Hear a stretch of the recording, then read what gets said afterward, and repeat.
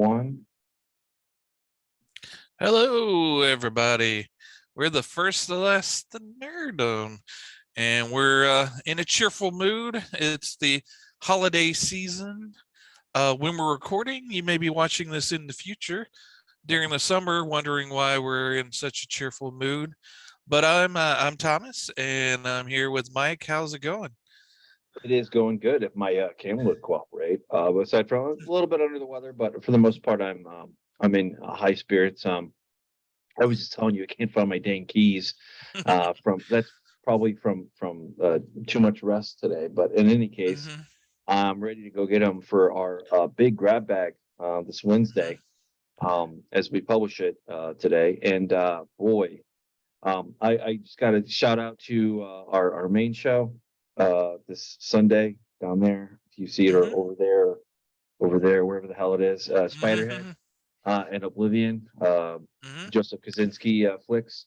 Yep. Mainly wanted to hit on Spiderhead because it makes me sad that it has so little play out in the world today. And I agree with you in your take, which if you want to hear Thomas's take, you should watch our Yep. main show.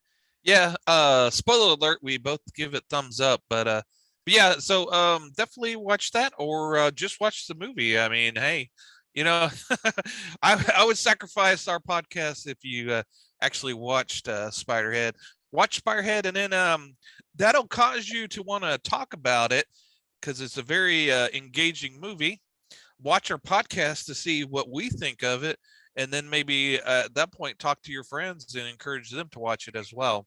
Mm-hmm. Yeah, we threw Tom Cruise up on the thumbnail because with his big action gun and apocalyptic landscape, because Spiderhead, although it's a very intriguing and exciting movie, there is most of it takes place in a prison, so Right. there wasn't very many dynamic action oriented uh, thumbnails for me to choose from. So I went with our old pal Tom Cruise. So although he doesn't return our calls, so I don't know if he's really our pal. But yeah. So enough of our podcast. Definitely watch it. But watch Spirehead first and enjoy our podcast second. What's going on with you, Mike? I hear we have a lot of news that we've gathered betweenst ourselves. Betwixt, is it betwixt? Yeah, betwixt ourselves. Yeah, and I almost forgot. Oh my God, I can't believe I almost forgot that. Oh yeah, yeah. We have a Yeah, little well, treat for you in our cringe corner.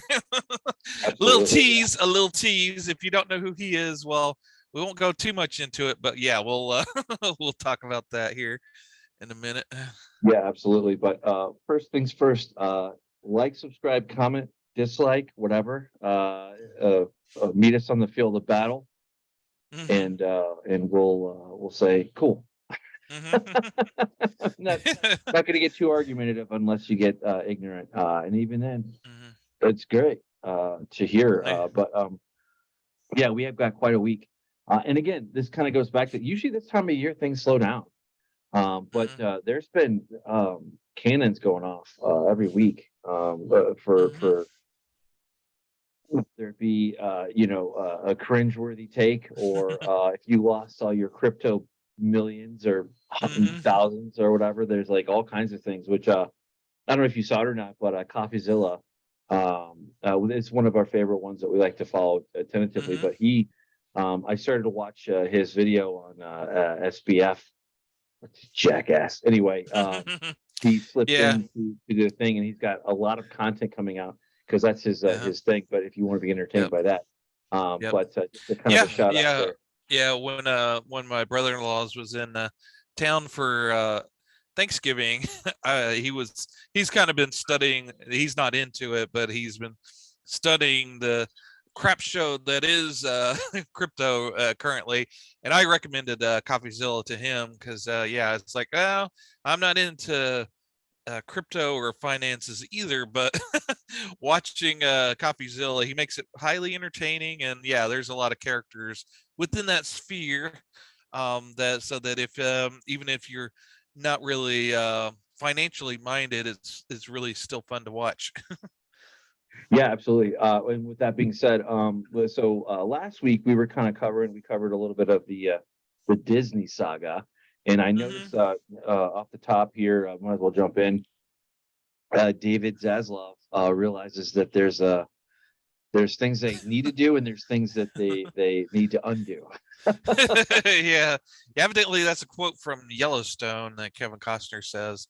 That's one of the things they bring up in the article that Zaslav quotes him with that line. But yeah, which further into the article, he also states that, you know, it's better, and maybe he's trying to look at the bright side of things. He said it's better to go into a company where there's a lot of turmoil and a lot of crap that you need to fix, because if you go into, you know, a well-oiled machine, you know, what are you going to prove that you've improved? So you know, I guess he's looking at it as more of a challenge than not. But yeah, he also states he understands the foils of a streaming service. He said, you know, like he says in the article, Euphoria gets a whole bunch of viewers to log in when the season is coming out. So you got them for a couple of months for those 10 episodes, but then they're gone again. It's easy to just cut the service. So, you know, the real challenge is actually engaging an audience and creating an audience that will stick with you, no matter if it's you know, so it's not show dependent, so to speak. And he also understands. We also talked about the tragedy of Spiderhead disappearing into the swamp and trash that is all the various Netflix movies. It's hard for a movie to stand out as the thumbnail as you scroll through your streaming service looking for something to watch. A lot of people stick around on the top 10 list that Netflix puts up at the top, and you know, I guess they think, well, that's the good stuff, whereas actually the good stuff may be buried down deep, which is the case of Spiderhead. Zaslav understands that as well, so he understands that releasing the movies in the theater first, having a window where you can spotlight that movie and actually make some money off of it in the theaters, and create a buzz for it, and then transfer it over into the streaming service, so that they could pick it up there. He does not want to just dump a movie into streaming, into the, you know, the forest of of all the streaming products, and let it get lost. You can't see the forest for the trees, you know. Yeah, that and it kind of strangely echoes how the video game scene was for a really long time. Because either you had PlayStation or Xbox or Nintendo, and like there's only exclusives on this one or that one. People didn't like that. You know, it kind of settling down nowadays with all the consolidations with every other company, every other big company buying every other small company. But it used to not be that way. And then the thing is that the more at the end of the day, whether you're an HBO or Netflix or Disney Plus or whatever you are, or Amazon Prime, the fact is that you are going to have far more success with. You need to have things that approach and get out to everybody, regardless of wherever you can see it or at. Preferably in a movie theater if it's a big time movie, but not many people are going to be going to be subscribing just because of one Right. thing. It's just like Right. we're approaching. I mean, yeah, okay, you're always going to have your built-ins. Like I could easily see for a long time when the kiddos were little. In my world, we did Netflix all the time because they had content for kids and whatnot, and they had their favorite shows or whatever. That's a given for that, but that only goes so far. And when you want folks to Yep. stick around, how do they do that? I'm surprised. Like I would have thought with the pandemic and everything else, I would have thought that they would have figured this whole thing out with the whole you know, you have a movie, it's in the theaters for a certain amount of time. When you pull it back, it goes to streaming and everybody else, all that. But this is something that Zaslav is facing to solve, as well as Disney, with the Chapek moving along and Bob Iger coming back. You know, and it's going to be repeated, and even to Amazon Prime too, a little bit. But who knows? But I think the bigger thing is that, just you can't don't make the audience stop forcing things on people, and let the audience let a story be a story. Mhm. You don't have to ramp. There are certain things that are, they're going to be exposition heavy, that's kind of the nature of the thing. Mhm. Then there's the cookie cutter, endless factory that is Yeah. Disney producing this and that. And Mhm. well, we'll see. Yeah. Well, and also Zaslav understands that an HBO show used to mean something, that used to mean quality. And there's certain people that would just watch HBO shows because they knew that those were of substantial quality. However, with HBO Max, the streaming service, the idea was to flood the service with content so that people could watch it, but the quality control kind of went off the rails, and he's trying to bring that back in line. Now his choices that he makes obviously has pissed off certain certain groups, and Sure. I think he's hit someone's favorite whatever.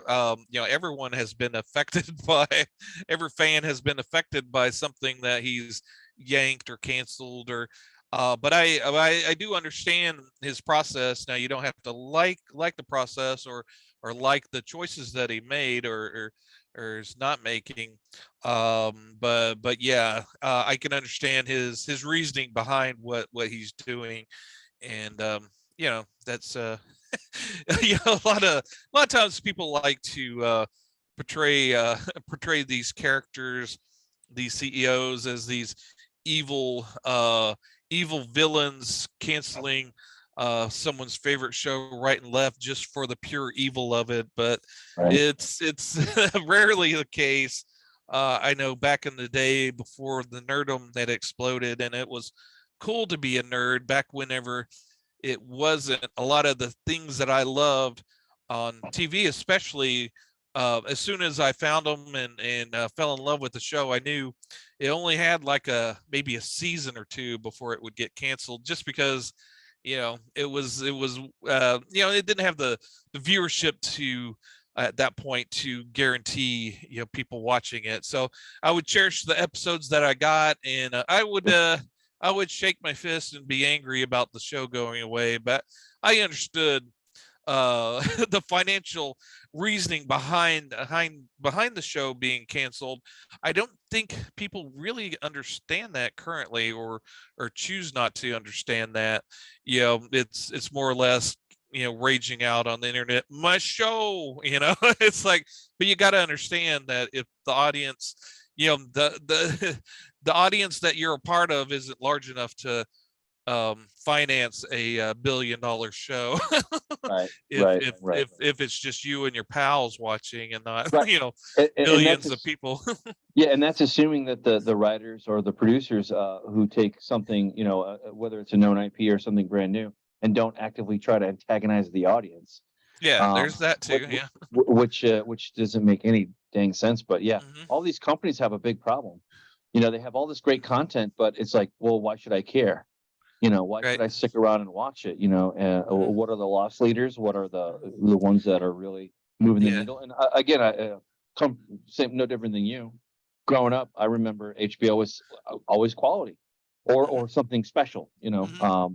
And now as time goes on, they're on kind of the same boat of like figuring out, well, a market is what it is, and it's not getting it's getting a little bit better maybe, but we're going into winter. It's Christmas here Hmm. in a few weeks, and how are you gonna fix that problem? So it'd be very interesting, and we wish all the luck in the world to Zaslav, and we would love to interview you, Mr. David Zaslav, if you're Hmm. available.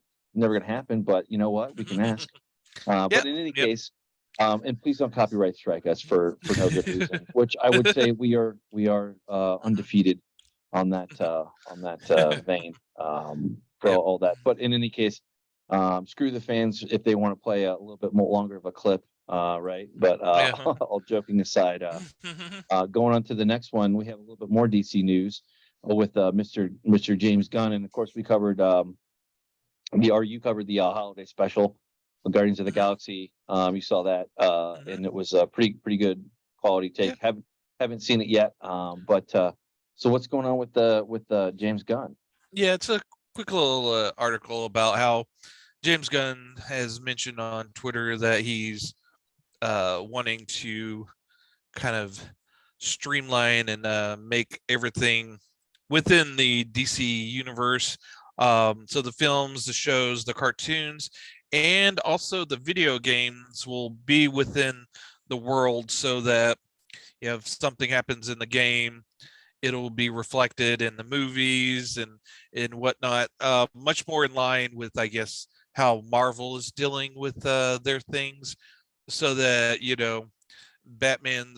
what Batman does in his movie will affect what happens in a Superman movie. They're all interrelated, which is built into the DNA of both the DC and Marvel comic universe.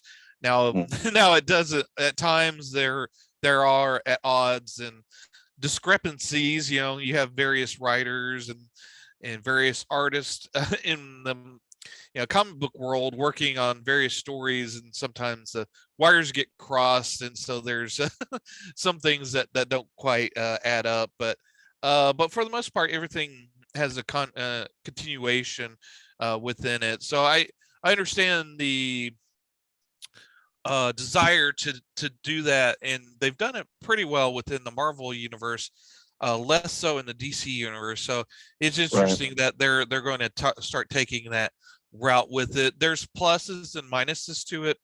Pluses is it engages the audience and promotes that idea. Like, I think Captain Marvel was a large what caused its success was large part being in between the two Avengers movies, and the idea that, if we don't watch the Captain Marvel movie, we'll be lost on the second Avengers movie, that there'll be pertinent information transferred over. And that was reflected in when I would say on Facebook, I don't care about seeing Captain Marvel. My normie friends were like, "Oh, but you're going to be lost. You got to watch." That it was even built into the normies that the Marvel universe was interrelated, and they needed to see everything. I don't know if that's still the case today, but it was very much so at the height of the Marvel universe. So it really engaged all the fans to consume all of the product. Now the key is that the product has to be quality, or you start to lose fans. So so I understand the desire to do that, and if you do it well, you do have a devoted fan base. So we'll see how it does with the DC universe, but it does restrict creativity to some extent, especially with video games. Whereas if you had free reign to do whatever you want, you could do pretty much anything and create something kind of a whole cloth to itself. So I can understand how the restrictions may hamper creativity within having to stay within that universe. But yeah, so there's pluses and minuses to it, and it's all in the execution. So all ideas are good ideas if you can execute them well. I think it and that's kind of the DC is on the weaker end of that scale, whereas they have attempted to kind of did this, epic world building interconnectivity. And I hate to say it, and I'm a big DC fan, but they failed spectacularly. Whereas like a Marvel has been able to kind of recreate that, and it kind of leaves DC kind of like, well, how can we do that? And I think that the answer is they absolutely can, but they have to do it in a way that is true to DC, and doesn't compromise your core characters for like what people are expecting. Not fan service, but what the audience is expecting, and that's a whole big thing. So hey, I'm not so much a video gamer anymore. It's been a long time, but I always keep an eye out for things that I might be interested in. I But go in phases. I'm playing God of War Ragnarok, and I'm swinging my axe and destroying a few things, with my son, boy. yeah. And then I'm also playing the Yakuza games. I got a really good deal for Black Friday for all of the Yakuza games. So yeah, I'm having fun with that. But yeah, I guess I'm still a gamer. Now I don't get group shamed on putting it on easy mode. I I have nothing to prove. No, I don't care. I gave that up a long time. I really don't care. Yeah. If you're a hardcore game, good for you. You have way more skill than I do, and good for you. Right. Yeah, but and my yeah. son definitely brings. I live vicariously through him and his gaming, so he is my in. Yeah, and there's something to very entertaining to watch someone that's really good and really talented with those games on a hard mode. And yeah, I watch Twitch streamers. I don't have a son to watch play, but yeah, I'm sure it's fun to watch your son play, because yeah, it's very entertaining to watch a skilled player play a video game. And I don't claim to be I'm skilled in other areas.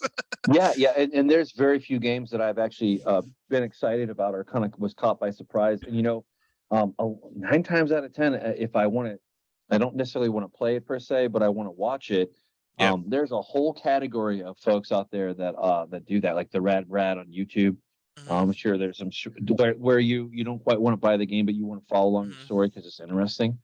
And sometimes that can drive you to buy the game. And I know that's true for me for Days Gone, back when it was a PS exclusive.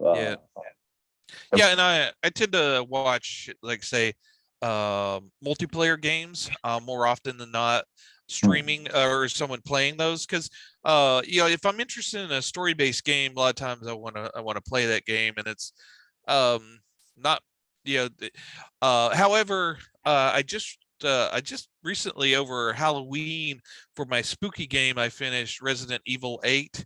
Nice. And at the same time, they came out with some DLC, and they had part of the DLC was a continuation of the story for one of the characters.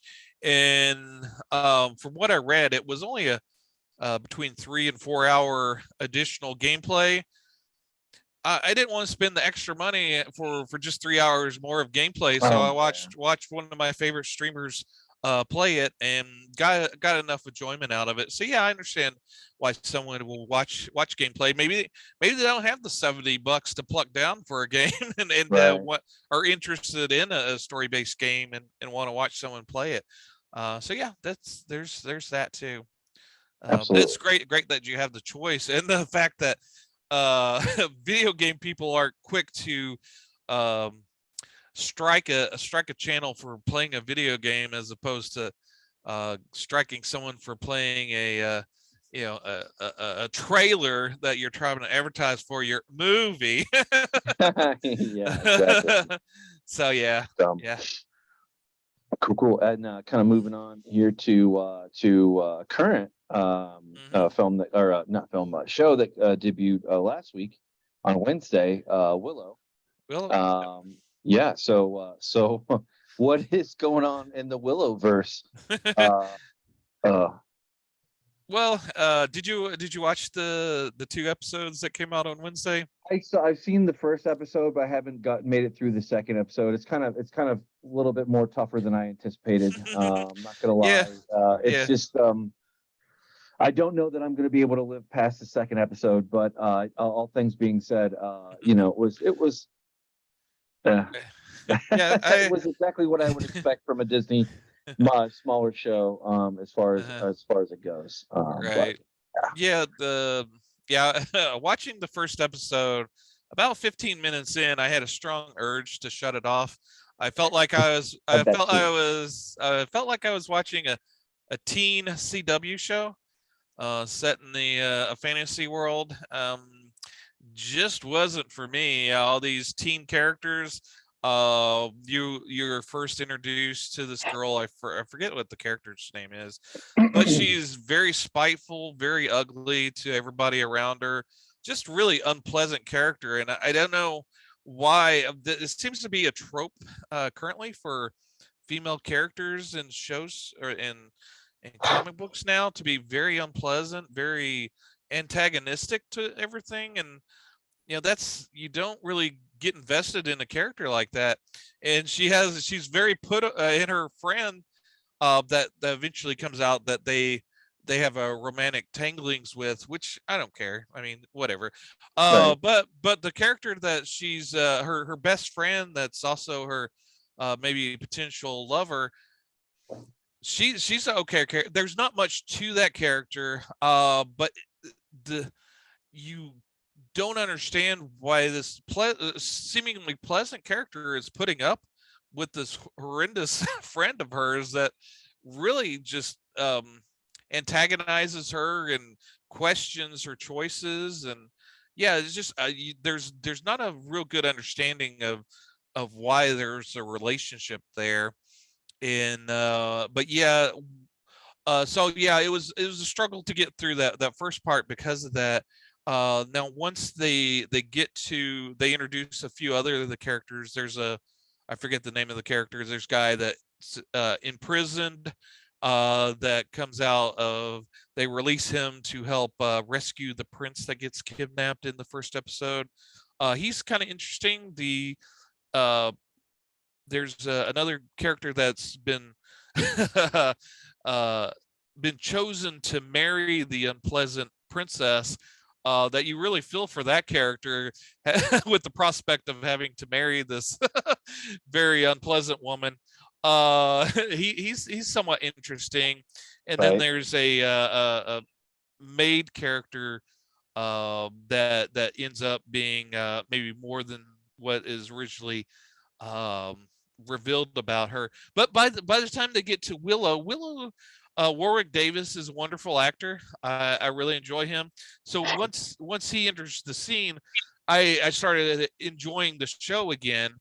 And in the second episode, I did watch it as well. And Warwick Davis is more of a center stage in that episode, and so it was very palatable as far as getting through it, to watching him and him interacting with the character that gets revealed as Alora from the original movie. The baby is now all grown up. I'm wondering of the timeline, because it's as far as our time, I guess it's 30 years later, but in the movie or in the show, it's only 20 years later. So Yeah. that's a little off to me, but I guess you can't really have the main character, the young character, being 30.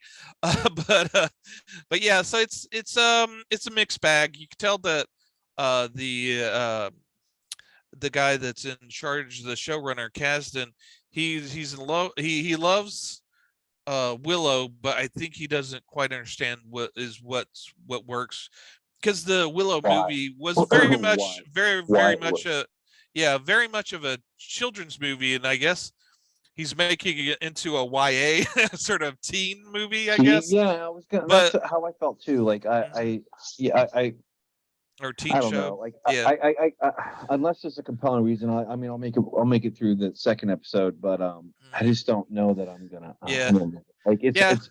I'm not gonna lie. I had to. I had to stop and kind of take a break and then come back and then finish. It was kind Yeah. of kind of a grind a little bit. Right. Yeah. There's a lot of and like Prey, the movie Prey obviously was a way better better down. movie, but so you kind of overlooked like the dialogue between the young Native Americans in that movie were more, it was written like the teens of today would talk. So you kind of overlooked a little bit of that, the whole bro stuff.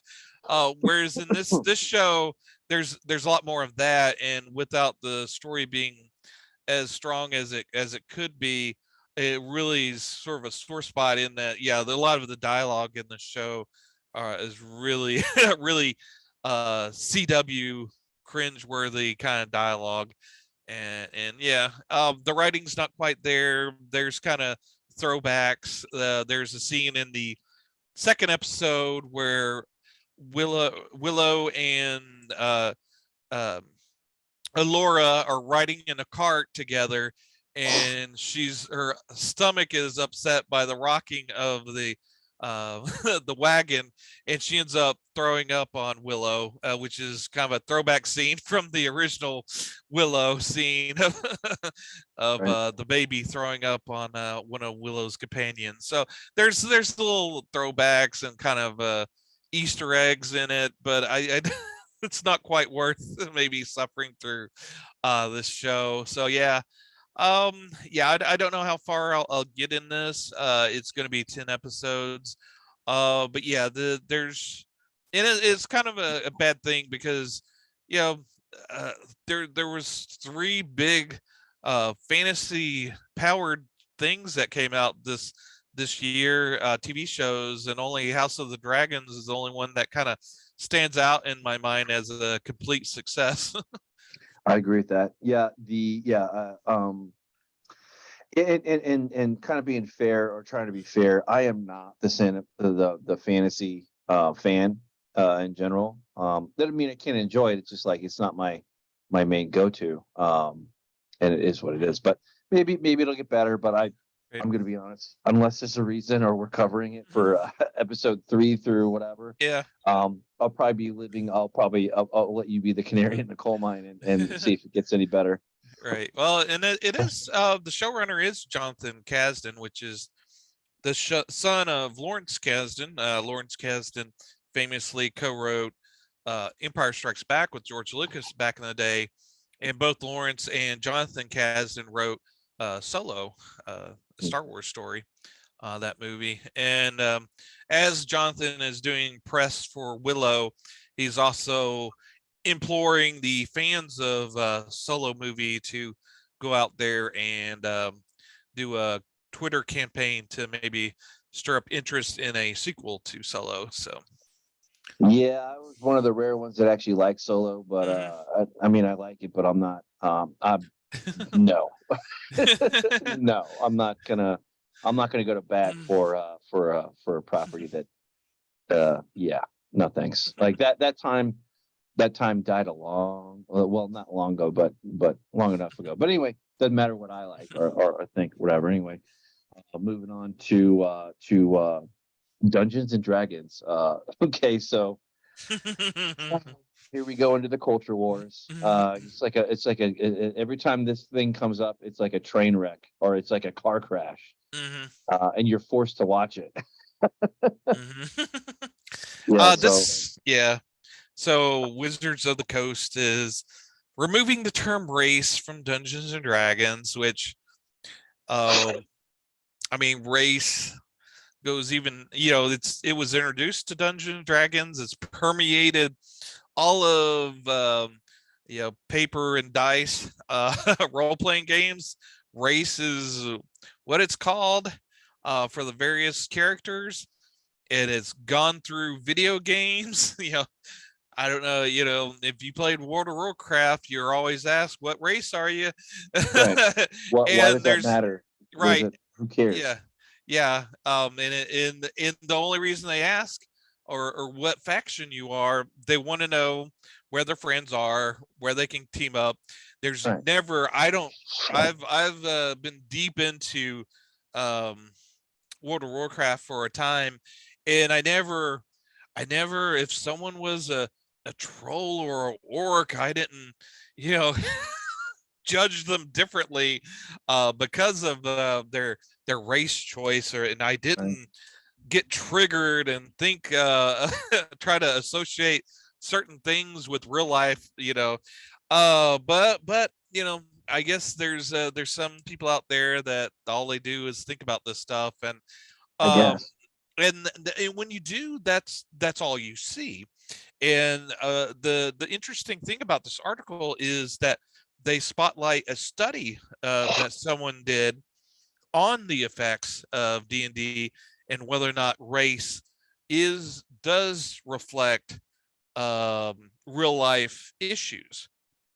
And from the study, when they were asked generalized questions about orcs, which I guess people have said that that's racially insensitive with orcs for some reason. I'm not going to point it out because I think it's a bunch of garbage. But Right. but orcs, they ask in a general question, and I think only 10% or less people actually were upset with the racial connotations with Give a orcs. crap. Now, Right. right. Now when you started asking very pointed and direct questions about it, that jumped up to 30%. So when you actually pointed things out and made people think about it, then they had an opinion on it.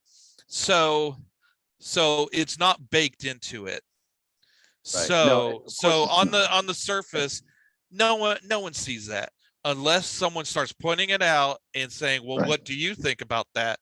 Then it's going to trigger someone, and then you're going to cause some issues. So it's basically people stirring up the pot.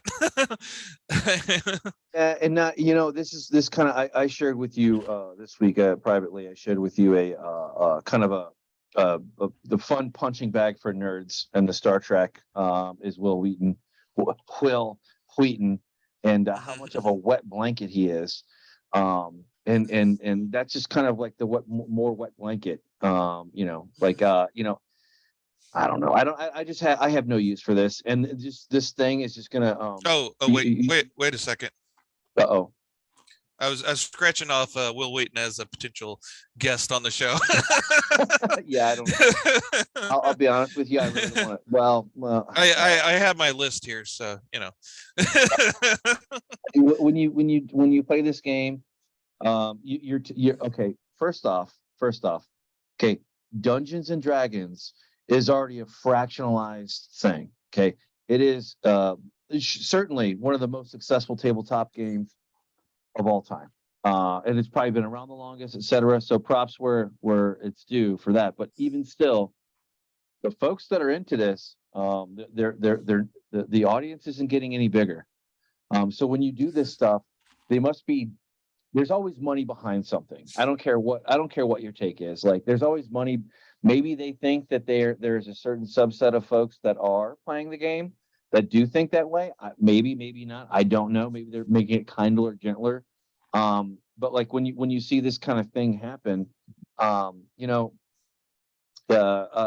phrase I like to use, the phraseology is, not everybody has to be an ally or whatever you want to call it for whatever. But that doesn't mean that I'm your enemy. I don't have to be your friend either. That could just be you're a filthy casual. But I don't know. Like so what does it matter if you use race or species or whatever? I don't know. Like I just yep. Well, it's just a more of a thing for like I said, I've said this before, and other people more famous than me have said this. You're going to do this thing and you're going to push, like, people don't want to deal with it. Like, they're like, oh, I can't. Oh, never mind. They'll push it away and they'll whatever. Well, and here's my maybe good cop take on it. There's decades and decades of books and stuff for Dungeons and Dragons. So those people, if you like old school Dungeons and Dragons, there's, like I said, there's decades worth of stuff. And the cool thing about Dungeons and Dragons is you create your own campaign, so you can, Right. you and your friends can pick and choose what you want to take from this. Now, if this version of Dungeons and Dragons suits the needs of current day groups that are very sensitive and can be triggered very easily, and they need a much tamer version of Dungeons and Dragons, they can gather together and play their games now. and have fun. So there you go. Well, well, And those that don't want to, maybe aren't interested in this, don't right. have to. Like I said, there's decades worth of books, and yeah, I Yeah. was poring over those Advanced Dungeons and Dragons book back when I was a young lad. So there's and I'm a little long in the tooth, so there's plenty of stuff out there.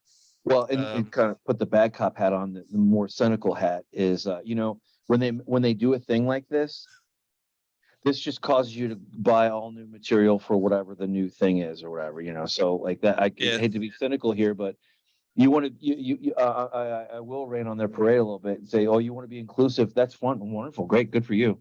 Good for your company. Good for your expanding, broadening the horizons and all that good stuff. But you know what? It's a cash grab. And if you think it's not a cash grab, then whatever. And of course, maybe I'm the dumb one to say that, because I virtually know nothing about D&D in general, and that's not it's not a negative thing on it. It's just like, Yep. I just never got. I was the Star Trek into the spectrum growing up, and Right. like again, fantasy isn't my thing. But hey, the other thing too I wanted to highlight too is there's a lot of great channels out there, and the minutia of painting the characters, and kind of doing it, and this kind of bleeds over into Warhammer, I think, a little bit. Shout out to Henry Cavill. It would be great to interview him. Yep.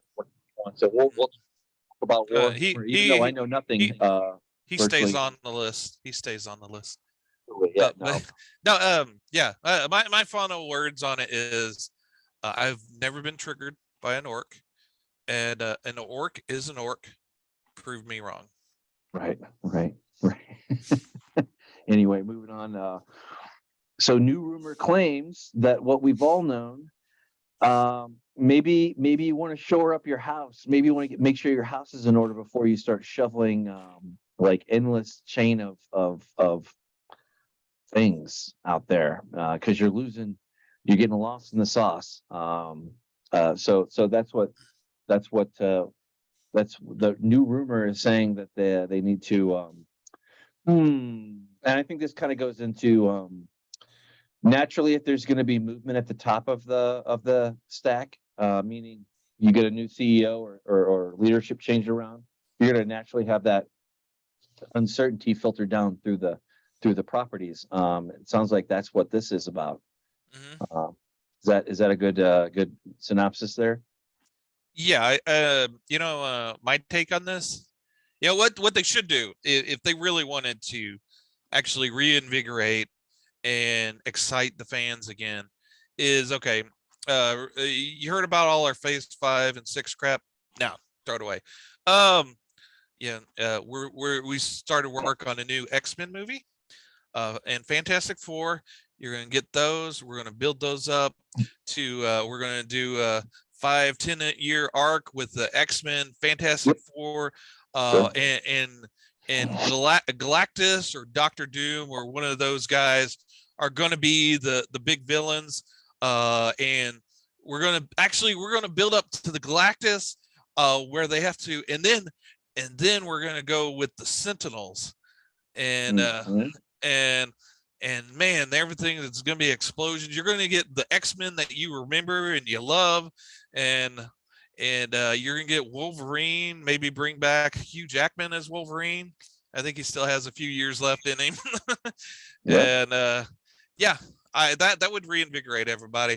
But no, I think even if their thing is probably to maybe space out the movies a little bit better, and maybe they keep going back to, oh, we're flooding things like with Star Wars. No, give quality and people will eat it up.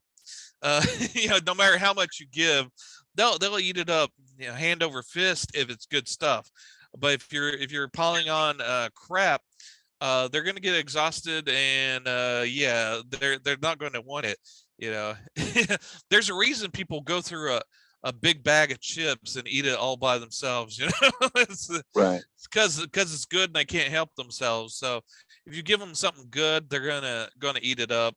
Whereas if you start filling them with crap that doesn't taste good, they're going to start spitting it up and then rejecting it.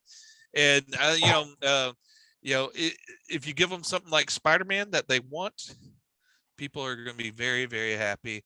But if you give them stuff like Thor, and I guess I really enjoyed Doctor Strange, but I guess there was elements of it that people just weren't excited about, and I really didn't enjoy Thor. And after Thor, I really can't get too excited about a movie like with Black Panther Wakanda. If Black Panther was actually in it, I might go see it. But you're false advertising. There's no Black Panther in Black Panther. No, there's not. No, and a lot of these are missed opportunities, and I too, like, I have no desire to see, unless we're covering it for the show, or you say, hey, or I say, hey, well, you got to check it out, and there's something there. Like, I'm not. The last superhero movie I watched on the big screen in the movie theater was Black Adam, and it wasn't a tour de force or an award-winning thing. It just was a superhero movie. You could jump in and whatever, and then you could jump out and you were good. It's not this big sprawling. I could care less. I don't even care what phase it is. I used to, and that's a sad thing. Another missed opportunity. We're seeing this thing slowly kind of fade away. And I mean, I don't know, but I don't have an answer either. Well, no, that's not true. I do have an answer, but I would agree with you. You have how they could screw the pooch on something like X-Men. Yeah, you have X-Men, Fantastic Four, throw out a Silver Surfer movie. Well, and the whole concept of X-Men is built on it is built on inborn conflict. Even modern day things that could fit easily in there if they did it right. To like where you don't have to have like I don't know, you don't have to have the culture wars like be touched upon every flipping whatever. Oh. Hey, you've within X-Men you have diversity, and people love the diversity of X-Men. Bring forth a Storm-led X-Men. People eat it up. Oh yeah. You know what? That reminds me. Might as well mention this. I had to go to the thing and get some tests done and some blood work done. Anyway, when I was there, and the phlebotomist was taking my blood and everything, we kind of just started talking, and she was like, "What happened to Halle Berry in X-Men? Why aren't they doing something with that?" And I'm like, "I agree." And this was a Black woman who's taking my blood. I agreed, and then she didn't understand why Scarlet Witch didn't get her own movie, or why Black Widow was done the way it was done. And it was just like, and that's as close to a normie as you can get. And if the normie or people are saying that, not just the fans, like the true blue fans like you and me, who are well versed and doped in the lore and all this and all that, like. That's a clear sign that you're screwing the pooch big time. Like, I don't know how any more crystal clear it could be than I was like, I agree. I'm like, why wouldn't they bring that back, or why wouldn't they do something along those lines? I mean, you have such strong, powerful characters that have already been market tested and approved. You continue to shovel other concepts and aspects into the face of people, and people are not they're not showing up. They're not going to show. They may show up for a time or two, but clock's ticking. And they know it's off their hands, so it's up to them to fix it. But anyway, moving on. This next one really makes me sad. Peter David, who also wrote a handful of Star Trek books as well, but is more famous for introducing the Incredible Hulk or Mhm. not introducing, but working on it. And some of his work was very foundational to this day. Yeah. Yeah. Yeah. It's a sad in more ways than one. Obviously sad that him and his family are going through this health crisis. He does have a fund for it. I think at the time of the articles written, they had only raised 7,000, but they've since raised 71,000, which is very close to the $8,000 goal. The thing that's doubly sad is the fact that um they're having to do this. I mean, he should be a very rich man, having written some of the You would think. classic stories that have inspired these multi-billion-dollar movies. And here he is in a situation where him and his family are in financial issues because of his health issues. And again, that shouldn't be anything that he should have to worry about, having been the author of so many classic Hulk stories. I mean, he wrote Hulk for at least a decade. And yeah, he's, like I said, he's written, and currently he is currently writing some stories based off of his earlier work, kind of revisiting those various time periods. I think either this month or next month he's going back to the Joe Fixit days when the Hulk was part of the mafia in Las Vegas. I'm looking forward to that storyline. He has a 5-issue miniseries coming out. So yeah, he's still active and writing some great stories today. A lot of his stuff. He did a couple of runs on Spider-Man, limited series, and those were selling out. Those that were on the shelves at the local comic book shop were selling out. So he still is a fan favorite.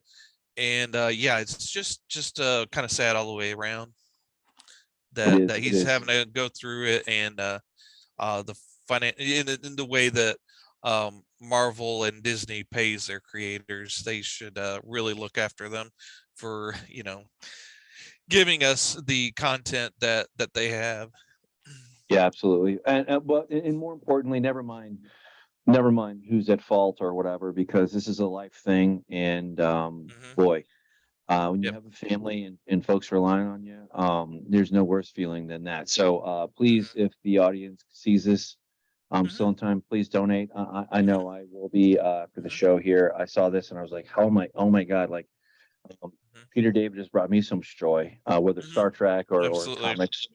I don't mind throwing a Hmm. 20. But if enough people Yep. did that, then hopefully we can get them in a better spot. Absolutely. And this link will Yeah, be in the so that description. the as far as the money part, there's nothing to worry about. That he has just the time to recover and with his family without the worry of the financial side of things.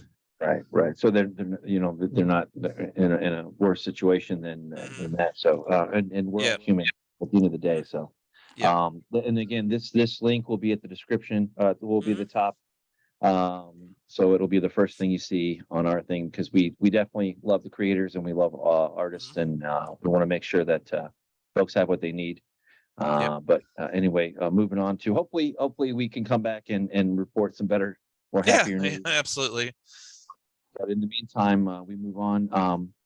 This kind of surprised me. I was Hmm. very interested to see this, that basically that Yeah. Netflix has been dethroned.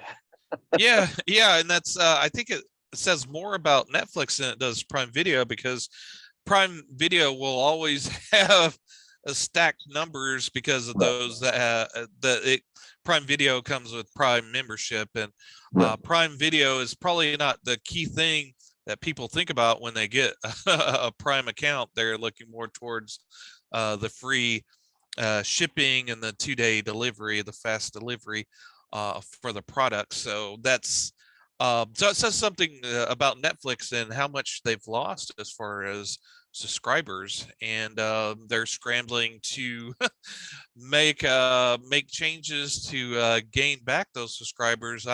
And again, I think it's going to be an uphill battle. They're thought is making a cheaper option with ads, but if you're used to Netflix without ads, it's hard to go to ads as far as a consumer.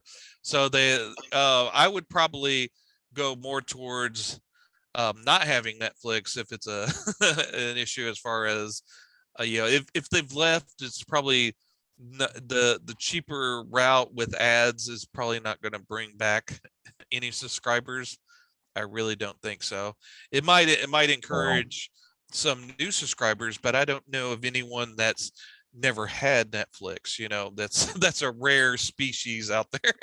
Yeah, and this kind of ties in, and I didn't share it, but basically, Bob Iger was I think we covered it a little bit, but basically he's been holding town halls and kind of pressing the flesh with the news and whatnot, and basically what said was that instead of they weren't going to focus on raw numbers, they were going to focus more on what they could get from the individual consumer, and not just be the number one thing, because you're always going to have a built-in standby for Netflix or whatever, and Mhm. for a long time, you just set it and forget it, and you don't think, oh wait, well, I have that one. Oh, I forgot. Oh, well, now that I know that I remember it, now I need to turn it off.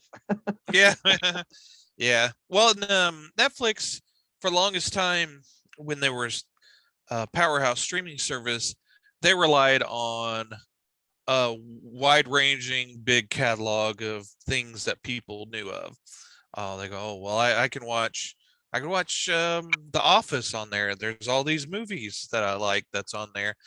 They've transitioned from that, from focusing on that to their own material, their own TV series, their own movies. And originally they had something good going. A lot of people really enjoyed Orange is the New Black, Yep. House of Cards. A lot of those first shows that they introduced were quality shows, well written, well liked, and people were like, we're starting to say I like Netflix shows. And then they go, oh well, we've got a good thing here, let's flood the market. And the quality went out the window as far as shows. Yep. And there are some still, there's plenty of quality shows on Netflix, but they're buried. It's hard to find between the piles and piles of trash. Yep. And when you overload someone, it's they're not going to dig through everything to find the good stuff, and that's the case with their movies too. They haven't found a way to really engage an audience to look or promote various Netflix movies. There's various YouTube channels actually go through and highlight the top 10 movies you haven't seen on Netflix. The fact that's out there, and that's something that people go to find stuff on Netflix, shows you that Netflix does not know how to promote their own movies or products. They only do a handful of things, like with that new Tim Burton's Wednesday show. I mean, everybody knows about that, and everybody's going to watch that. But what about that tiny show that no one's ever heard of? That's great. There's plenty of shows that are very good. And I forgot to bring this up or promote it, but Mike Flanagan, who's he came out with the haunting on the Haunting of Hill House, that Netflix show, and the Haunting of Bly Manor, and Midnight Mass, and his new show on Netflix was The Midnight Club. He's a really great horror director, and he come out with some quality horror TV shows on Netflix. But he's moving to Amazon Prime, so that kind of shows you that maybe he was a little discontent with Netflix, and maybe Amazon Prime was more willing to promote his stuff and maybe give him a better deal. Yeah. That's the thing. And I don't really have a favorite in any of these. I'm always gonna No, have no. Amazon Prime on tap. Disney Plus is one that comes or goes that I'll, Hulu I don't really mess with. Netflix, I usually retain. And HBO Max, well, I always have that one too, but that's just me being Mhm. me, who I am. Well, You can also kind of dive deeper, and they have Turner Classic Movies yeah. inside that app. You got to kind of Mhm. dig for it, and some other DC animated movies that I've Yeah. Well, talked about in the past. But in any case, Hulu is now adult Disney, so it's yeah, basically. apparently, yeah. Speaking of Disney, Disney buys another. They do what they do best. They buy up the properties and add more people to them. So good for them, I guess. But yeah, I don't know. This one I wasn't really too familiar with the company, the company they bought, BAM Tech. Um, no clue. I guess it's maybe another. I have no idea. Are you supposed to say it's BAM is capitalized, so maybe it's BAM Tech. Right? Maybe. That's how you That's say it. funny. No, no. Now, if they Yeah. So promoted it like BAM Tech, right. you might watch it. Well, what did they was the streaming video tech company? Yeah, MLB. I remember back in the day when streaming was still in its infancy. MLB made a pretty cool. They were really good at the streaming thing. And there's a lot more into this, but it is a little bit more inside baseball than I really care to cover. But for the most part, it looks Right. like it's they developed it, they spun it off. Disney had a stake in it, and then they're like, you know what? We don't just want a stake in it. We want the whole thing. So cool. Somebody got rich. So maybe that'll mean that Disney will get more into sports or shore up their ESPN offerings. Yep. Who knows? I don't know, but Yeah. cool. But anyway, not much to cover other than that. Like this, Mhm. hopefully people haven't fallen asleep yet. But anyway, going back in the number one streaming provider for 2022, Prime. This one I was kind of excited to see that they were taking their time. And God, I hope they don't screw the pooch on this one. But Amazon is going to greenlight and do a Fallout TV show. So maybe it'll be good. Hopefully, we'll see. Mhm. So it also gives me an excuse to say Todd Howard and Bethesda, because God knows Todd Howard is amazing, and Todd Howard shares these details. But basically, he was just saying that Fallout is a very big and broad universe, Mhm.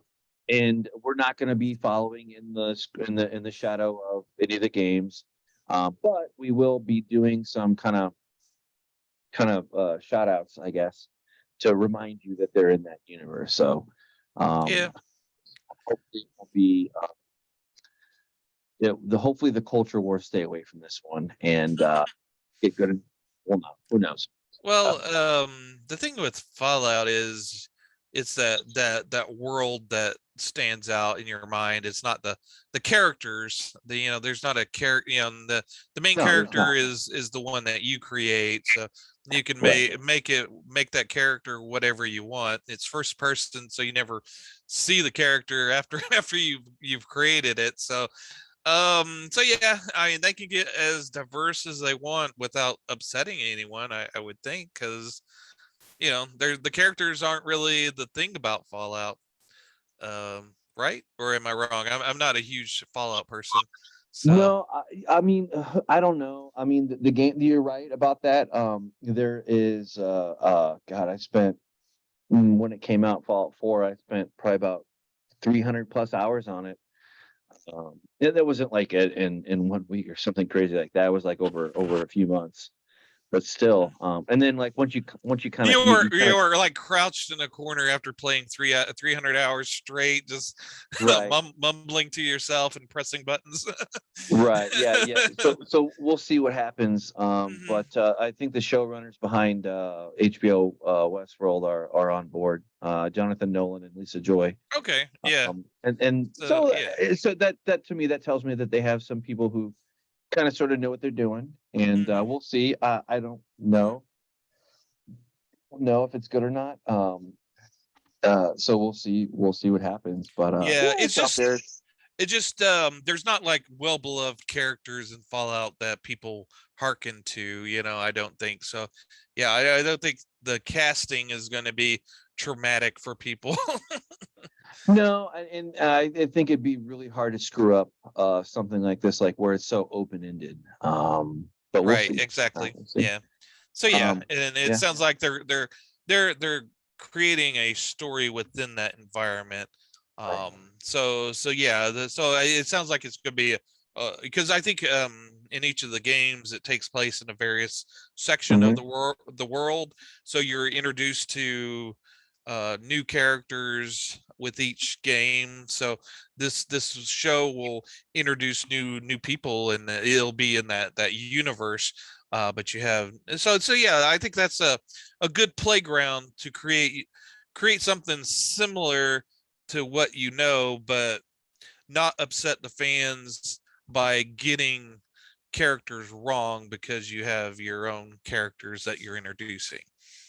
Yeah. So we'll see. We'll keep an eye out. I don't think it's going to be super huge because I just don't know that there's a demand for it, to be honest with you. But Yeah, we'll see. I think maybe 5-10 years ago when Fallout was was king, maybe it would have been the best time to come out with a show like this. But Yeah. I think with Fallout 76, it lost a lot of fans. Oh, it fell off a cliff. It Mhm. absolutely fell off a cliff. And I was excited, and it is what now I have heard though, like after they fixed the game, I did hear that they fixed a lot of the issues. And I think a lot of the criticism that came out for 76 was the fact that it was so damn buggy. Mhm. And some of it just didn't make any sense. Like, Mhm. but what I've heard is like that you hop into it nowadays, it's a far different game than when it came out. But you get one chance with me, and I went all Mhm. out. I bought the game and I played it, and I was like, Mhm. eh. Anyway, Mhm. and the big thing for that was that Fallout's a very strong single player game. And they did a complete opposite with 76 was to make it all online. And you Mhm. didn't have there was no single player story to roll through. Mhm. It is what it is. But anyway, Mhm. moving on to from one former Titan to Mhm. a potential reaffirmation of a Titan. I saw this, and basically James Cameron had this is the interview where it came from, the Mhm. Hollywood Reporter, and they Mhm. cover a lot of different things. So if you're an Avatar fan or whatever, like this is probably a good read for you. Um, Mhm. but some kind of a little bit more TMZ kind of thing that came out of it was basically this was like a big thing that he basically said that testosterone is a toxin, and basically like when he was a young buck, he I guess regrets some of the way he approached things. And I did read through the article, and I guess I didn't know this, but this kind of just cool to know, I guess, in general.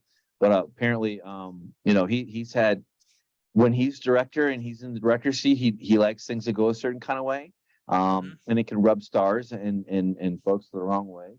Um, Mhm. and of course, this was his baby that just I mean, he's he's up there. He's a giant. Mhm. But I don't know. I just thought it was interesting that he Yeah. called testosterone a Well, toxin, but yeah, you and know, I don't know if I think he might be using it as um, a foil a, to garner yeah, kind of a get up attention. euphemism for Yeah. it. Yeah, sort of, yeah, yeah. It's.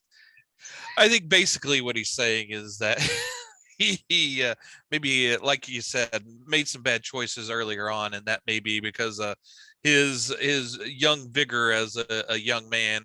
trying to prove himself in the world. And I think Right.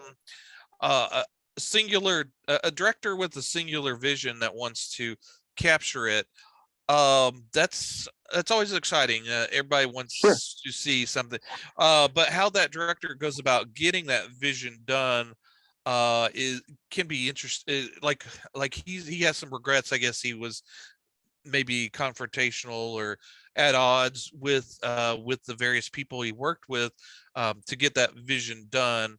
I think it's all in how you approach people. I think Right. if you want that, I know that people people love David Lynch, and Mhm. they come back to work for him time and time again.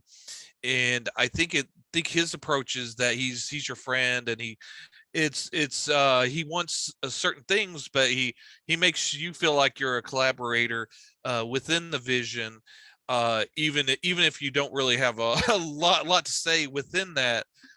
You do still feel like you're a part of it. I think that's how it's the way he approaches people, whereas I guess maybe James Cameron had a less effective way of approaching people in getting his vision done.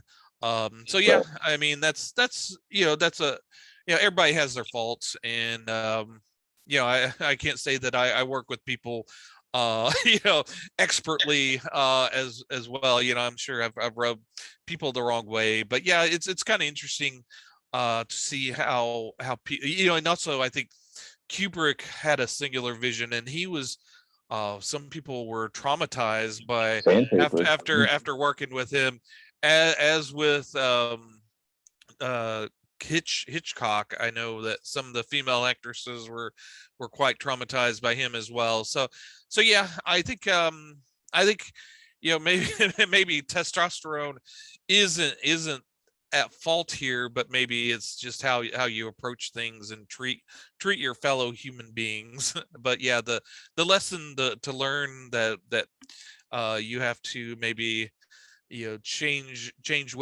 how you approach things to be more harmonious with others is always a good lesson to learn. Well, and credit to him for knowing how the media works and to pick up this and to talk about him and his upcoming Hmm. projects. But Oh yeah. the thing at the end of the day, um, it's already in the history books. Terminator, Terminator 2, excuse me, Aliens. Yep.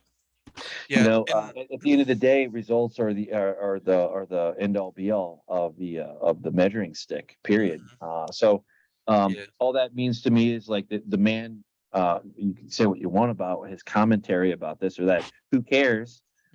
He made Avatar, and he made he will be releasing Avatar 2, and who Mhm. knows? Yeah. He is a known quantity to like where lightning is known to strike more than once on his Yeah. material. So Yeah. he knows how to make a film. Period. And Yeah. discussion. Yeah. Don't ever count him out. But I did read that with the new one, the new Avatar, it will need to make, I think, $3 billion to break even. So Wow, so crazy. he's set the the mark pretty high for himself this time. So yeah, I mean, I again, um, who expected Avatar to be the huge success that it was. So we'll see if he still has the genie in the bottle, as so to speak. Absolutely, yeah. And I still have yet to watch Avatar. I still haven't seen it. Yeah. Um, just was one of those things. Well, of course, that was back then when 3D was a new thing. Hmm. And that definitely have to dip my toe in there and see what's up. Hmm. But I kind of already understand the broad brushstrokes, and I think we'll see. But that one's we still have one huge mega release coming out, and we'll see what happens. We'll see what happens for sure. And just a little bit of a peek open into the future. We may or may not be doing something with that Hmm. coming up here in the next few weeks. So we'll see. Hmm. Yep. But in any case, kind of moving on. This was something I didn't think got enough play, but basically, and then I chalk this up to to there being unhappiness with the powers that be who are making the products that we watch and love. So I am all for Ben Affleck teaming up with a Matt Damon to make their own whatever, public studio house, whatever. And I think that nobody would disagree with him when he calls Netflix an assembly line. And I think you can extend that out to Disney Plus as well. Or not Disney Plus, but Star Wars, Marvel, that kind of thing. Even DC to a certain degree. It's just like kind of like where's the quality? And shout out to our show. I know we covered at the top of the show, but you want something quality to watch, go watch Spiderhead. You won't be disappointed if that's in your bag. But not much to say about this, but maybe they'll make some good quality content. We'll see. We'll see. All I have to say is Matt Damon. Wait a second. Okay, I scratched Matt Damon off as well. he's always a fun guy to. He's probably not coming on our show. Well, he's always a fun guy to watch in interviews. I know I've fallen into a rabbit hole on YouTube to watch his, kind of his thing. Ben Affleck doesn't really do that as much. I think it's more Matt Damon. But hey, cool. Anyway. And that kind of goes in. I'm going to kind of switch it up here a little bit. And then I'm not going to play the whole thing. But basically, I kind of saw this like little stupid movie. And I think it's going to be Ray Liotta. But basically, this is like based on a true story. It's quite a bit dramatized because but basically, it's a forthcoming thing that's coming out like where like you said, it's based on a true story coming out next year, and of course we're right on the doorstep of that happening. But I am kind of excited to see this. It's definitely going to be a thing. It's a little bit far field from our general thing, but you can kind of make an argument that it's a little bit sci-fi to have a bear go nuts over cocaine. So we'll see. But I recommend checking out this trailer and kind of going from there. I did notice it's by an actor. Well, the director is an actress, and it's I think her first directorial debut. And I looked at the writer of the script, and I think it's his first produced script. So from what I could tell through IMDb, so both unknown quantity as far as their history as far so yeah, as far as quality it's up in question, but yeah, it's a fun looking movie, so who knows. Come on, man, this is just a dumb movie. We already know that ahead of time, and hopefully it'll be whatever. Who knows it'll be meme worthy, but if it achieves anything other than that, cool. But it's not going to win an Academy Award. So who knows. You never know. But I think we're coming up to the end of our thing. I think you want to do a cringe corner here. Yeah, might as well. If you're gonna talk about a cocaine bear, you got to follow it up with Ethan Ralph. An equally disturbed natural force who may in some groups may be referred to as a bear, and I believe he might have had. There's rumors that he may have allegedly partook in the cocaine drug, so that's out there now. We're not gonna, at least I'm not gonna get into who Ethan Ralph is. That's a sort of a rabbit hole that you can dig yourself down into yourself, for good or ill. But this is a fun little video of a man doing air guitar and breaking his chair.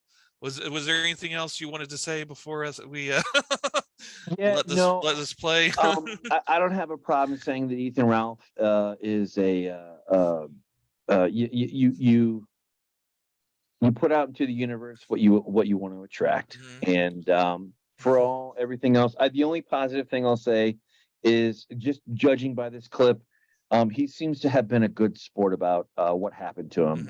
That's about there was back in, I think, during the Gamergate days, there was a thing called Blood Sports where they would bring in two opposing views and they would talk it or yell it out between each other.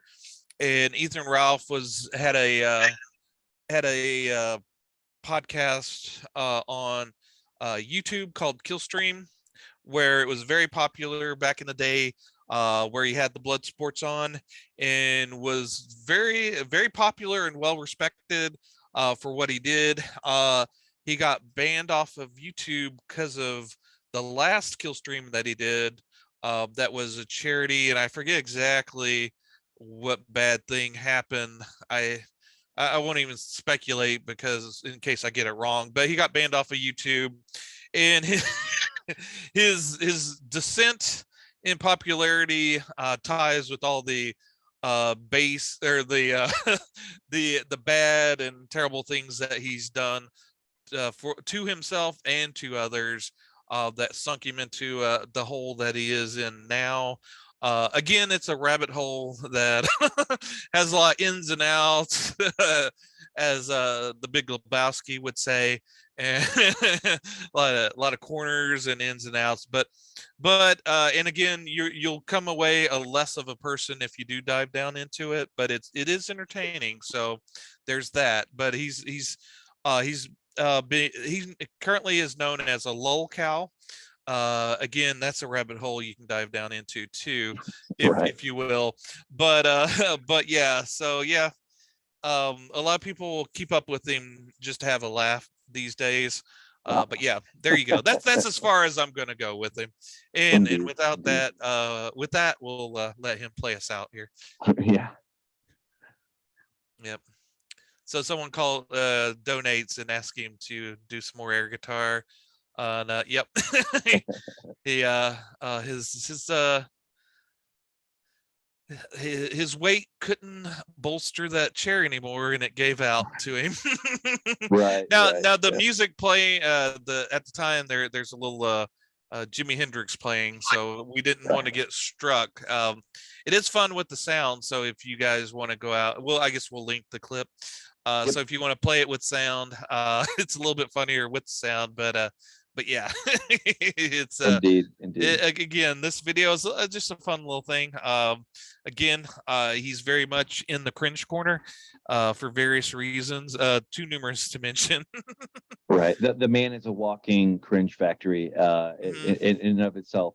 So might as well make a buck off of him if we can. Yep. So might as well. I will add this. He's I forget, he's I think from Kentucky. Actually I think he's from Arkansas, but he currently lives, I think, in Kentucky. Or no, actually he may live in Mexico. There's again, I'm going too far down the rabbit hole, so to speak. He's somewhere, he was somewhere in the US. He may be in Mexico now. But he went to Portugal to own somebody, and he ended up twice he went, and both times he got his ass beat. Yep, pretty much. So once alleged possibly by I won't even get into it. right on. Yeah, again, it's a rabbit hole. right Of depravity and shame. Okay, let's go on to the next topic. Yeah, we're in the recommendations here, I think. So like this is one of the things that I had been really meaning to get to. I finally did. I'm still going through the I call read listen the book. But holy crap, it's really if you're ever a Quentin Tarantino fan, he made a book based on cinema speculation, on his thoughts on cinema and movies. Great book. Whether you like the movies he talks about or not. If you're a cinephile, his opinion is pretty much a good one to listen to. Maybe you don't like Quentin Tarantino, and that's fine too. But I picked up this book, and I'd been meaning to, and it came out like a month ago or something like that. Month. Looks like it's been a month and a few days. But whether you read it or listen to him, now he does do. He doesn't narrate the entire book. He just does like a couple chapters, but it's still very, very compelling, and is very much Quentin Tarantino. And I think he makes a lot of good points. on what the problem with modern movies are. And I agree for the most part. If anything else, this gives you a window into a whole another list of movies that are a back catalog that are you could spend several lifetimes watching movies before say the day that you were born, going all the way back to the early days when they were still figuring this thing out. And we've covered just a tiny little bit here and there. The Haunting comes to mind, but there are classics to be had, and I'm always a big fan of more recommendations. So this is definitely. I wouldn't say that I would. I'm a super huge fan of every movie that he recommends, but there are definitely some pivotal, foundational ones that are good. And more than that, he dives into a lot of the history of the directors and stars and actors and the era. And I think it's great. Not for there's nothing really controversial about it, but it's just a strong recommendation on my end of the thing. Oh, and to piggyback on that a little bit, I did actually read his novelization of Once Upon a Time in Hollywood, which is kind of a throwback to the days when people would put out novelizations for movies. And the paperback's really fun because it's in the style of a 70s or 60s paperback. And and he's actually a pretty decent writer.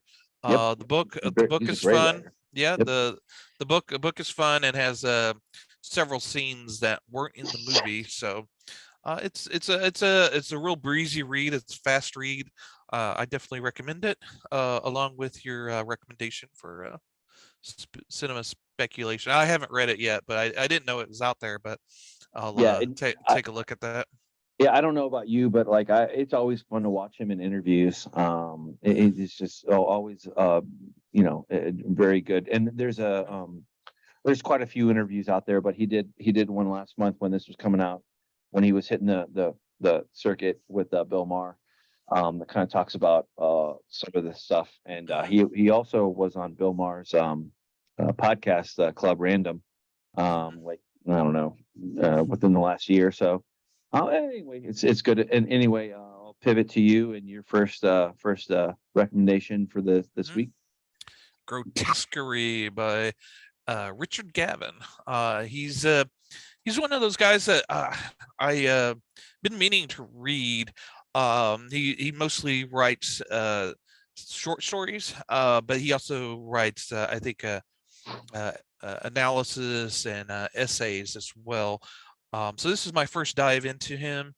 I wanted to talk a little bit about horror to kind of explain his style of horror.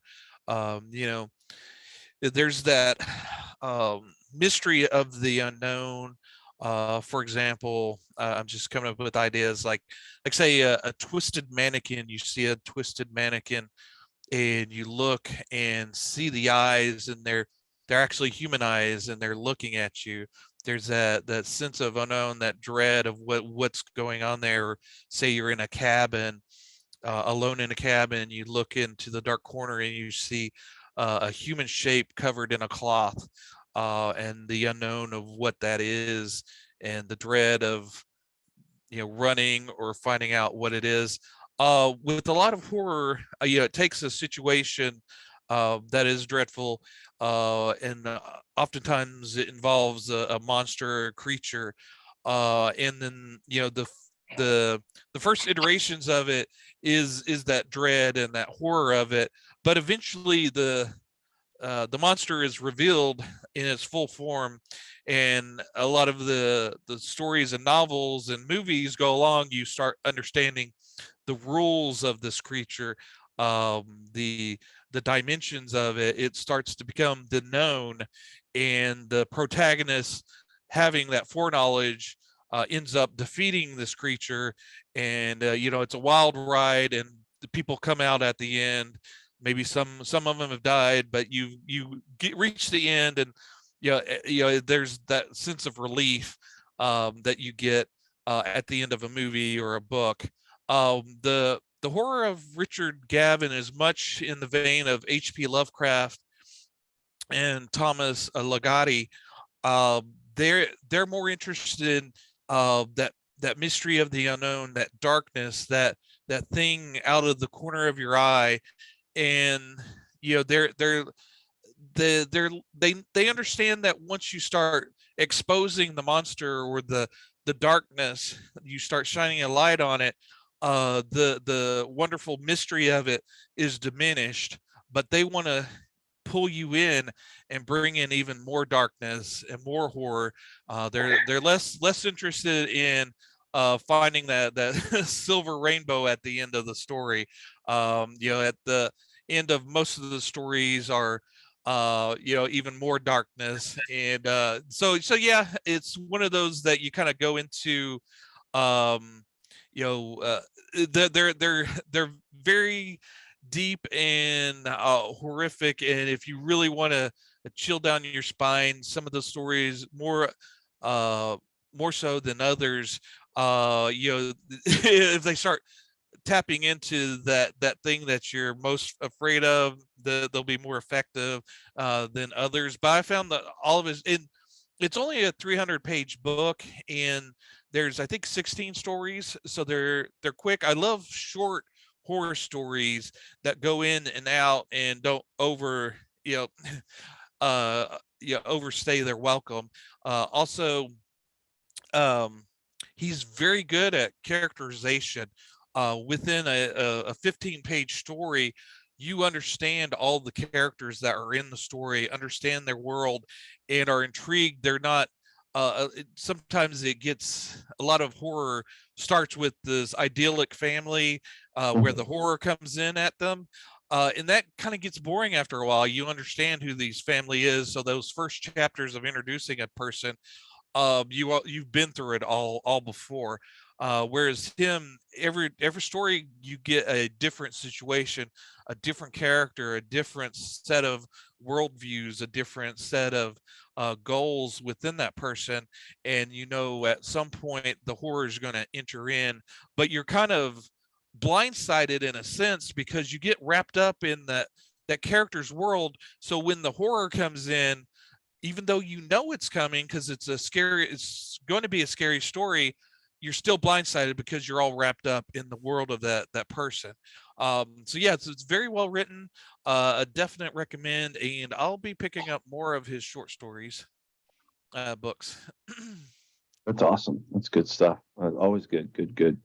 And then Um, this is it's independently published, so you can get off, probably best to get it off their website there, so that most of the money goes to them. I think you may be able to get cheaper on Amazon, and I got the digital version, and I think it was only $6 on digital. So no matter whatever your situation is, if you like a nice independent, because independent publishing always take love and care with their books.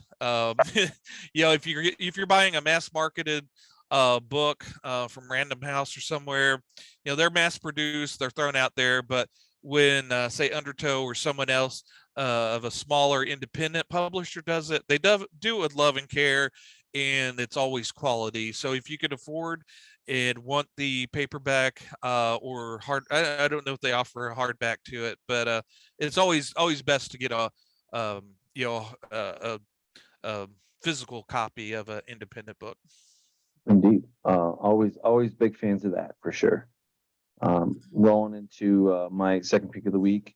I kind of fell into this. I was like looking for something, and I had bought this a while ago, but I finally finished it. And I'm actually on to the third one, midway through that one. But Wayward Galaxy is along the lines of Expeditionary Force. Unfortunately, this is the exact opposite of what you were talking about, where Audible, Amazon pretty much has a bullpen of writers, and they that's a good thing and a bad thing. But this is like a very unique kind of thing where it's just like It's just popcorn. It's like a popcorn read, I would say, along the lines of it, but it's compelling enough to kind of suck you in, like any good story. And it's very long, but it's a whole Mhm. series. But I'm burning my way through it. But hey, it's just for something you don't have to think about. You just put on the background and go do whatever. Mhm. It's funny. It's cool. It kind of melts my favorite worlds of military and sci-fi. Mhm. And Mhm. matter of fact, the thing that really kind of got my attention more than anything else was, aside from me enjoying it, my daughter really enjoys listening to little snippets of it, like, which Mhm. is kind of cool. So like I look forward to kind of sharing this together, Mhm. it's not it's not super great. It's not terrible Mhm. either. It's just, like I said, like popcorn, kind of popcorn, kind of fun. Mhm. And I'm always a big sci-fi book thing, so I'm always looking out for this. And Jason Anspach and Jane Cheney are butchering those names. We'd love to have you on and talk to you. And I just got back on Twitter recently, and I'm looking forward to following in Thomas's footsteps and maybe attracting some attention and saying, hey, shout out to you guys. But would love to Mhm. hear this. But it's just cool. Philly, I think there's an actor who does these books, and he just does a great job, and it's RC Bray. RC Bray has been the voice for a lot of these stories that I've listened to over the years. And I'm just happy to share this and pass along. Big recommendation again. If you like the Expeditionary Force by Craig Allenson, this is going to be right up your alley, and you're probably going to like it too. But in any case, Oh, and before we, sorry to interrupt. I was going to mention something before we leave books. Was there anything else you were going to say about this? no, I just wanted to say that basically it's your standard sci-fi tropes. Doesn't try to challenge the narrative or whatever, but it's just good fun. And some of the jokes in there are kind of tongue in cheek, like where the author knew that they were writing for an Amazon company. So one of his main characters is based on one of their big products.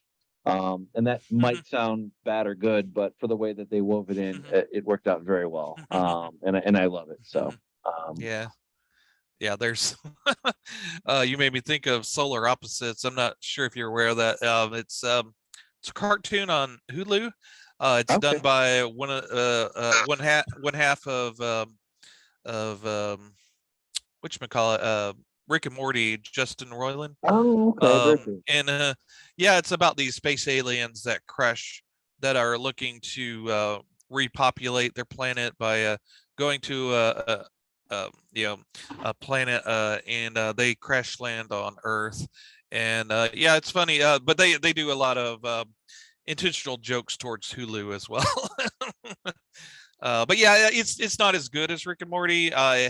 Some some of the episodes are clunkers, but for the most part, if you're not expecting much, there it's fun to watch. There's like, I think, 3 seasons of it. Okay. But yeah, it's something that I'll throw on here and there when I have 20 minutes to kill, and it's fun to watch. Yeah. But yeah. And speaking of Rick and Morty, their season 6, I think, is wrapping up, or Hmm. has already wrapped up. But I've heard very good praise for season 6. It kind of got a little, speaking of Yeah. clunkers, like season 4 and season 5 were kind of meh. But season 6, I think, kind of brought back the thing, Yeah. um, brought back the Yeah. quality. Yeah, and actually, I've started watching season 6 because with my new internet package through our cable company, we redid our cables. So we now have, we for a time we didn't have Cartoon Network. We have it back. So Nice. I'm sort of binge watching Rick and Morty. I'm up to episode 4, I think. So yeah, Oh, it's been pretty fun so far. But yeah, go ahead. Yeah, I've liked what I've seen of season 6. Like, I think I'm somewhere in the neighborhood where you're at. But I'm like, oh man, I really miss this. Like, Oh, and there's have you seen the latest one of the latest videos from Red Letter Media, where they they get deep into their characters that work in the video store. no, I have not. Okay, No. there's a surprise appearance that may be Rick and Morty related in in that episode. If you're fans of Rick and Morty and or Red Letter Media, it's a definite watch. It's about a 10-minute episode, or yeah, 10-minute video on their site. That's definitely worth checking out. But yeah, I was going to point out, because I dropped the ball and didn't know about that Marvel Epic Epic Collection sale, digital sale um, on Amazon in time to really give everybody a good warning about it, to get in on it. But they're having a Conan sale, a digital sale, till the end of the month, the 29th of December. And I didn't realize it, but they're omnibus collections, which let me adjust. I have this under my laptop, so I'll just bring it out. There's these omnibuses that are good size. There's between 800 and 1,000 pages.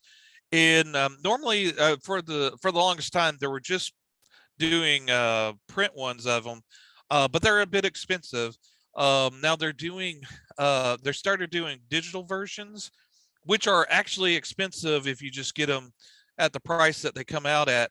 But from now until the end of December, these the Savage Sword collections, for each of them, have dropped to $10, and the Conan the Barbarian comic book collections omnibuses are like $15 a piece. So, and again, they're between 800 and 1,000 pages. So, so yeah, if you really want to catch up on old school Savage Sword of Conan and Conan and the Barbarian comic books, especially the early ones written by Roy Thomas, definite recommend. And at that price, there's a couple of them that I've been holding off on getting. I'll pick those up. But yeah, I just wanted to let you guys know about that. Very cool, very cool. And then hopping into a pick that you shared. It's a podcast. Yep, we won't cut that. We won't cut that. That's their phrase when they say something that they don't want to have in the podcast. They say cut that, cut that. But then they leave it in anyway. But yeah, the boys from It's Always Sunny in Philadelphia. You got Dennis, Rob, and Charlie. They're the creators behind the show, plus the actors in it. And about a year or so ago, they started their podcast where they're going through each of their episodes. And each of the podcasts, they discuss a particular episode. Very, very funny, very entertaining. They're just as funny as they are on the show, but you can tell where their personalities are reflected within the characters. And they're very self-aware. They understand they understand their fans. They understand how their fans perceive them. They when they talk about their fans, they say, we know we have our fans, and we know we have our creeps, those that creep and find out everything they know about us. But but yeah, they're a lot of fun to listen to. If you're a fan of the show, you have to watch the podcast. I don't know what to tell you, but it's a good time to recommend them, because the latest video is them covering the the Nightman Cometh, which is their popular musical episode. And they have a surprise guest of Lin-Manuel Miranda, which is a big time musical guy with his Hamilton and In the Heights. So they get all musical with him. And yeah, you find out that Charlie is very musically talented. He's very good on the piano. Even though he can't read music, he could play a darn good tune and sing. That's awesome. Good stuff. Good pick. Good pick. Hmm. Well, and with that being the caboose here, that rolls up on the end of the show here for the grab bag this week. Hmm. Chock full of recommendations Hmm. and commentary, and we'd love to hear your commentary Hmm. on any one of the above or on a past episode that we've done. We'd love to hear about it. Hmm. And of course, this holiday season, some of these picks that we say are good for the comic book or movie lover in your life, Hmm. and all the more out there Hmm. for you to Yep. glom onto.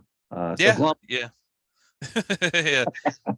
And if you're yeah, if you're gathering for the holidays and there's not any young people in your group, you might want to throw on Spiderhead for a nice good thriller that everybody can enjoy. And it may not it wouldn't be good for if you have some kids below teenagers, Yeah, but yeah, it's a decent movie.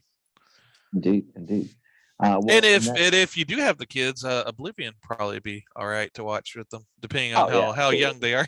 So for sure, there for you sure, go. absolutely. With that being said, I've been Mike.